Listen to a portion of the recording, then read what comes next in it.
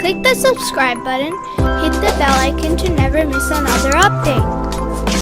Before we can investigate the influence of Satan on our thoughts, we must gain an understanding of who Satan is.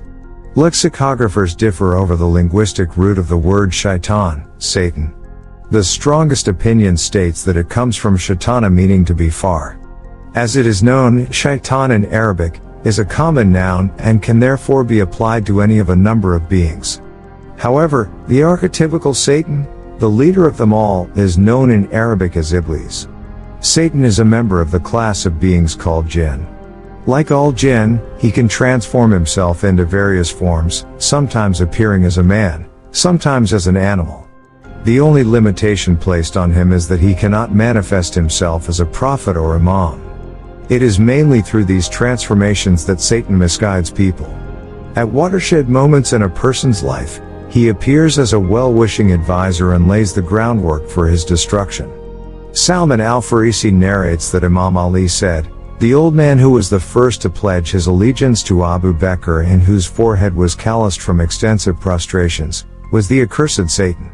However, Satan does not always employ this method. He exists in an intermediate state between the material and the immaterial realms. For this reason, he cannot directly affect the immaterial spirit of the human being.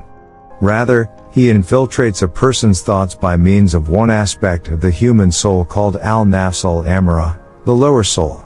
This is the animalistic aspect of the soul that can be transformed into al-nafs al-mutma'inna, a higher soul, through training and enhancement.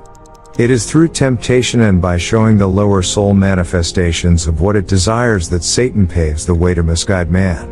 For this reason, Satan is only a part of the cause of human misguidance. These manifestations take on different forms, yet they all conform to what the lower soul desires. 1.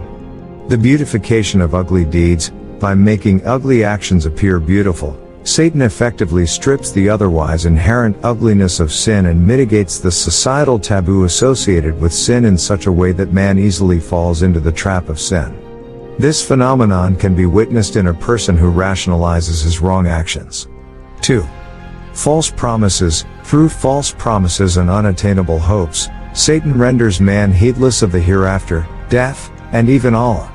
Such a person becomes a slave to his desires and is prepared to go to any lengths to attain the attainable, even if it means sinning against Allah. 3.